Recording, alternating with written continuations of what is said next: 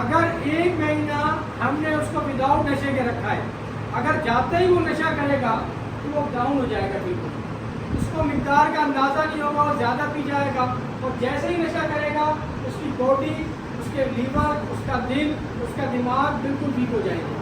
تو اسی لیے ہمارا کام کیا ہے، اس کو فوراً پکڑنا اور نشے سے بچانا۔ اسی طریقے سے جو بندہ 2005 کو اس نے 5 تک نشہ کیا، پھر 1 سال اس نے علاج کرایا، پھر 5 سال کے بعد دوبارہ شروع ہوا، اٹ مینس کہ یہ ہمارے بلڈ میں سرکولیٹ کر رہی ہے شوگر کی طرح۔ ہمیں اس کے ساتھ ساتھ رہنا ہے، لیکن ایک ریمیڈی ہے شوگر میں۔ ریمیڈی کیا ہے؟ اس کی انسولین ہے۔ انسولین کے ساتھ ساتھ اس کی کیا ٹیبلٹ ہے شوگر کی۔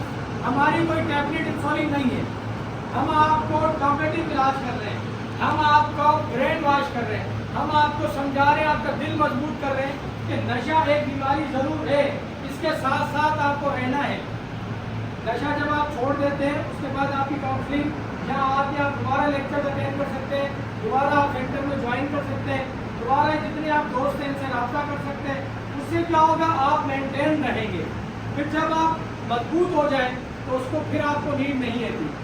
اگر آپ اس سسٹم سے الگ ہو جائیں، ایک چھوٹی مثال دیتا ہوں، اگر سگریٹ پینے والا بندہ ہوتا ہے تو کیا کرتا ہے، اگر وہ پرانا دوست آ جائے 20-25 سال پرانا اور اس کو کہے یار یہ لو سگریٹ پی لو، تو کیا کرتا ہے، لے لیتا ہے، اگر آپ کو دیکھ نہیں رہا ہے سگریٹ پی لو۔ یہ حالانکہ سگریٹ میں نیکٹو کیا ہوتا ہے، نیکٹروجین ہوتی ہے، کیا کہتے ہیں، ہاں نیکوٹین ہوتا ہے۔ حالانکہ وہ اتنی کشش پاورفل نہیں ہوتا ہے، لیکن پھر بھی وہ انسان کو چارم کرتا ہے، وہ بندہ اس محبت میں 20 سال چھوڑا ہوا دوبارہ پیتا ہے۔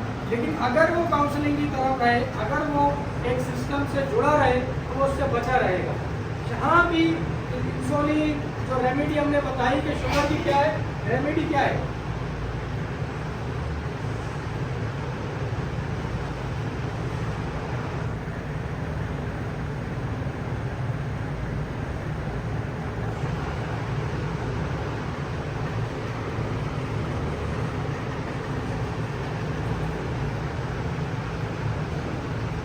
ہم لوگ شوگر میں کیا کہتے ہیں، شوگر اپ ہو جاتی ہے یا ڈاؤن ہو جاتی ہے، پھر ہم ایک نہال میں اس کا ٹیسٹ کرتے ہیں اور ایک آفٹر کھانے کے بعد ہم اس کا ٹیسٹ کرتے ہیں، تو ہمیں اپ اینڈ ڈاؤن کا پتہ چلتا ہے۔ اس کا علاج ہمیں دریافت ہے 1921 میں، لیکن ہمارے پاس ریہیب کا سسٹم جو ہے ہمیں اس سے جڑا رکھتا ہے۔ اگر ہم جڑے ہوئے ہیں تو ہم بچے رہیں گے۔ جیسے ہی ہم سلپ ہوئے، ہم پرانے دوستوں سے ملے تو ہم دوبارہ اس کی طرف راغب ہو سکتے ہیں، اور جب دوبارہ راغب ہوں گے تو اس سے زیادہ خطرناک ہوگا۔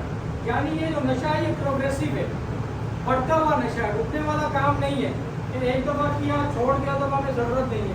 اور دوسرا، انگریز بابا کہتا ہے کہ نشہ جتنا بھی ہے وہ اس کی ریہیب سسٹم 1 سال ہونا چاہیے۔ ایک بندے نے 10 سال نشہ کیا، 5 سال نشہ کیا، 2-3 سال بعد تو آپ ظاہر ہوتے ہیں۔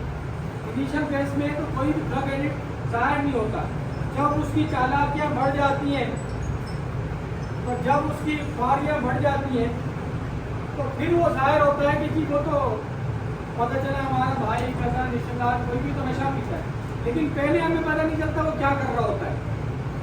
یعنی 2-3 سال ہمیں ظاہر ہونے میں لگا۔ ایک ہمارے پاس پیشنٹ آیا، اس کی فیملی نے کہا یہ تو 1 سال سے نشہ کر رہا ہے۔ ہم نے کہا 1 سال سے نہیں کر رہا، یہ مینس کہ 5 سال سے کر رہا ہے، کیونکہ 4 سال یا 2 سال اس کو چھپے ہوئے ہو گئے، 1 سال آپ کے سامنے ظاہر ہوا ہے۔